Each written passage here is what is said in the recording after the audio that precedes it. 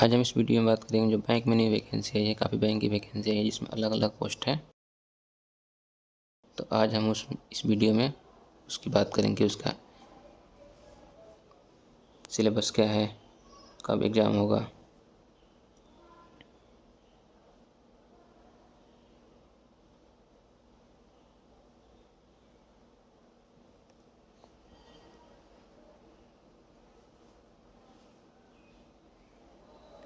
और कितनी वैकेंसी आई है 2025 में।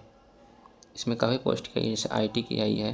तो जो बच्चे जिन्होंने बीटेक किया है, बीसीए एमसीए किया है, यानी सिर्फ ग्रेजुएशन किया है कोई सब्जेक्ट से और 2 साल का उन्होंने एमसीए किया है, तो इस फॉर्म को फिल कर सकते हैं।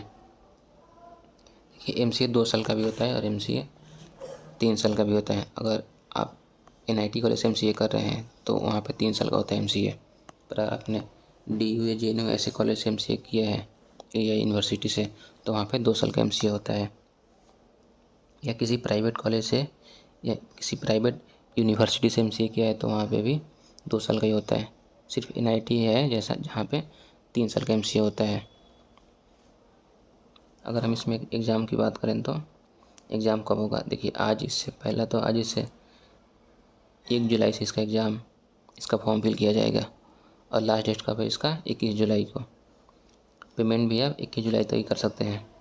अगर एग्ज़ाम की बात करें तो एग्ज़ाम होगा अगस्त में, ऑनलाइन होगा एग्ज़ाम। इसका 3 फेज में प्री मेन और इंटरव्यू, और अगस्त में इसका प्रीलिम एग्ज़ाम होगा जो कि सितंबर में रिजल्ट डिक्लेयर होगा। फिर नवंबर में इसका मेन एग्ज़ाम होगा और नवंबर में इसका रिजल्ट आएगा मेंस का। फाइनल इंटरव्यू के लिए कॉल आएगा आपको दिसंबर या जनवरी में, दिसंबर 2025 या जनवरी 2026 में।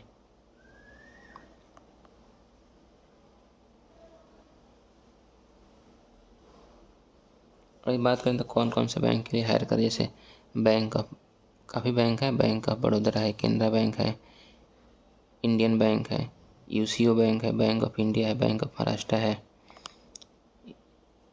इंडिया बैंक है, पंजाब नेशनल बैंक है, यूनियन बैंक है, सेंट्रल बैंक ऑफ इंडिया है। इसमें टोटल 11 बैंक है। अगर हम इसमें कैटेगरी की बात करें तो जो बच्चे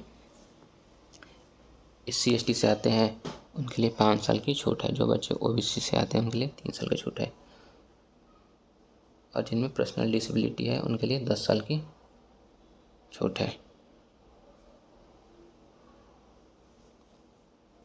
अगर इसमें एजुकेशन क्वालिफिकेशन की बात करें तो जो IT के लिए जो फॉर्म भरे हैं वो 4 साल के बीटेक किए हों, इंजीनियरिंग किए हों, या 2 साल का उन्होंने पोस्ट ग्रेजुएशन किया, जैसे MCA किया हो। तो बता रहा था मैं कि MCA 2 साल का भी होता है, 3 साल का भी होता है।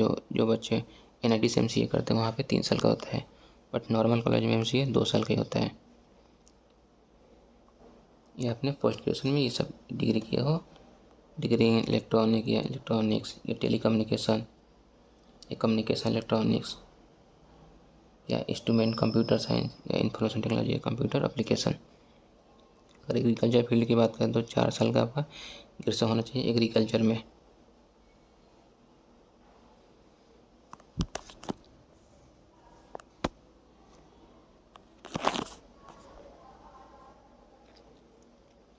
इसमें और भी काफ़ी पोस्ट हैं, जैसे राज्यसभा अधिकारी या लॉ ऑफिसर के लिए। तो जो बच्चे LLB किए हैं उनके लिए इसमें वो भी इस फॉर्म को अप्लाई कर सकते हैं। उनके लिए ये अलग पोस्ट है, और जो बीटेक किए उनके लिए ये अलग पोस्ट है। अगर इसमें फ़ी की बात करें तो जो बच्चे जनरल और OBC से आते हैं उनके लिए 850 रुपया है, और जो SC ST से आते हैं PW से उनके लिए 175 रुपया है।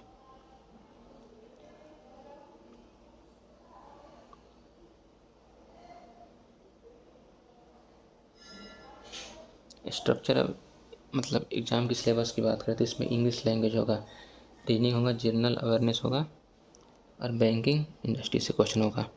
कितने क्वेश्चन होंगे? 50 क्वेश्चन होंगे 25 मार्क्स के इंग्लिश लैंग्वेज के। रीजनिंग के कितने होंगे? 50 क्वेश्चन होंगे 50 मार्क्स के। और जनरल अवेयरनेस से कितने होंगे? 50 क्वेश्चन होंगे कितने नंबर के? 50 नंबर के। जो इंग्लिश से क्वेश्चन होगा सिर्फ इंग्लिश में ही आएगा, और जो रीजनिंग का होगा वो रीजनिंग और हिंदी दोनों में आएगा। टाइमिंग कितनी होगी तीनों की? 40 मिनट, मतलब 2 घंटे में आपको 150 क्वेश्चन सॉल्व करने होंगे। 120 मिनट में 150 क्वेश्चन सॉल्व करने होंगे आपको। ये प्री की बात हो रही है।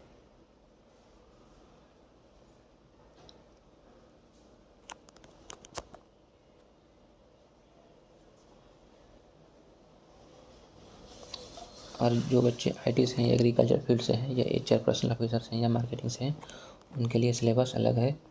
उनका जो प्री होगा वो सिर्फ इंग्लिश लैंग्वेज होगा और रीजनिंग होगा और क्वांटिटिव एप्टीट्यूड होगा। उनके लिए जनरल अवेयरनेस के क्वेश्चन नहीं होंगे। प्री में क्वेश्चन कितने होंगे? इसमें क्वेश्चन होंगे 150। टाइमिंग कितनी होगी? 2 घंटे। इसमें भी क्वेश्चन इंग्लिश और हिंदी दोनों में होंगे, बट इंग्लिश सिर्फ इंग्लिश में होगा। बाकी रीजनिंग और मैथमेटिक्स एप्टीट्यूड वो इंग्लिश और हिंदी दोनों में होगा। ये फॉर्म किसके लिए है? जो बच्चे आईटी ऑफिसर के लिए भर सकते हैं, मतलब बीटेक किए हों,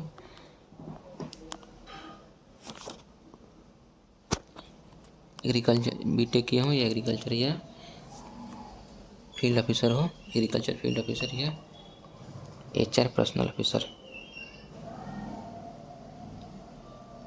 क्योंकि 150 क्वेश्चन होंगे, तीनों मिला के 50-50 क्वेश्चन होंगे। 50 रीजनिंग के, 50 इंग्लिश के, 50 एप्टीट्यूड के। अब मेंस एग्जाम की बात करें तो इसमें क्या होगा? पर्सनल नॉलेज होगा। 50 क्वेश्चन होंगे, नंबर कितने होंगे? 50। और टाइमिंग कितनी होगी? 45 मिनट। जो भी क्वेश्चन है वो इंग्लिश और हिंदी दोनों में आएंगे।